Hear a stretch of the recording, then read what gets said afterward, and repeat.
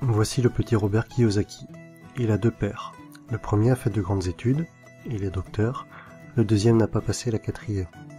Les deux ont un bon salaire, mais l'un des deux aura des difficultés financières toute sa vie et laissera derrière lui de lourdes dettes à ses descendants.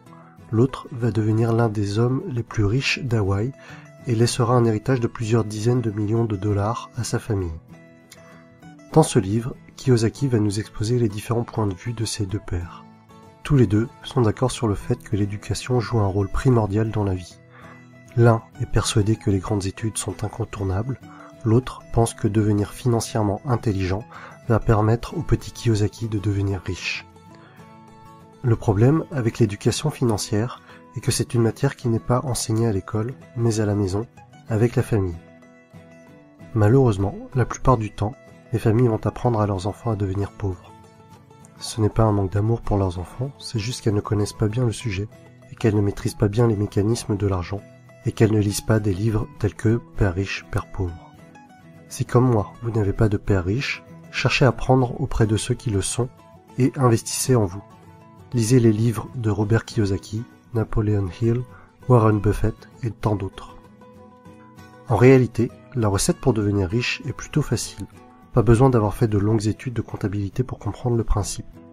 Deux concepts simples à comprendre, actif et passif. Un actif, c'est quelque chose qui va vous mettre de l'argent dans votre poche. Un passif, c'est quelque chose qui va, au contraire, vous enlever de l'argent de votre poche. En analysant un peu, tout peut être un actif ou un passif. Si vous achetez une voiture, la plupart du temps, il va s'agir d'un passif. Vous allez perdre de l'argent avec, sa valeur va se déprécier. Mais si vous êtes un chauffeur de taxi, si vous êtes commercial, et que votre voiture améliore votre image et qu'elle facilite certaines de vos affaires, alors votre voiture pourra devenir un actif. Si vous possédez une maison, et que, avec les factures, les différentes taxes et travaux, cela vous fait perdre de l'argent, alors il s'agit d'un passif. En revanche, si vous louez votre maison et que cela vous fait gagner de l'argent, c'est un actif. Voici un schéma assez classique pour représenter les pauvres, classe moyenne et riches. Les pauvres vont seulement dépenser leur argent. On ne distinguera ni de passif ni d'actif, mais seulement des achats quotidiens pour vivre. Les classes moyennes vont également avoir des dépenses, peut-être un peu plus importantes que les pauvres. En plus de cela, elles vont acheter des choses qui vont leur permettre de paraître riches, mais en réalité, elles achètent des passifs, maison, voiture. Beaucoup de ces personnes vont considérer leur habitation principale comme étant leur investissement le plus important.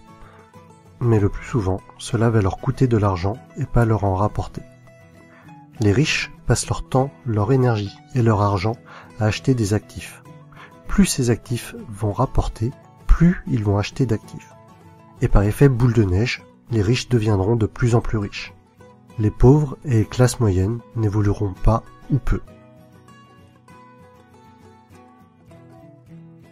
En fait, l'argent que vous gagnez au départ n'a pas beaucoup d'importance. Vous pouvez très bien gagner 10 000 € par mois et tout dépenser dans des futilités en menant un grand train de vie, grande maison, belle voiture, fêtes, alcool, et au final, il ne vous reste plus rien. À l'inverse, vous pouvez ne gagner que 1 500 € par mois aujourd'hui et réinvestir tout l'argent qui vous reste dans des actifs et devenir de plus en plus riche au fil du temps, jusqu'à peut-être même atteindre la liberté financière et ne plus avoir besoin de travailler. Voici quelques exemples d'actifs. L'immobilier, la bourse, un business ou quelque chose que vous avez créé, un livre que vous avez écrit, des tableaux que vous allez vendre. Alors oui, dans la tête de nombreuses personnes, investir dans l'immobilier, dans un business, acheter des actions, c'est parfois risqué et vous pouvez perdre de l'argent. Par contre, ces personnes-là ne sont pas contre acheter une deuxième télévision à écran plat qui dans 2 ou 3 ans ne vaudra plus rien.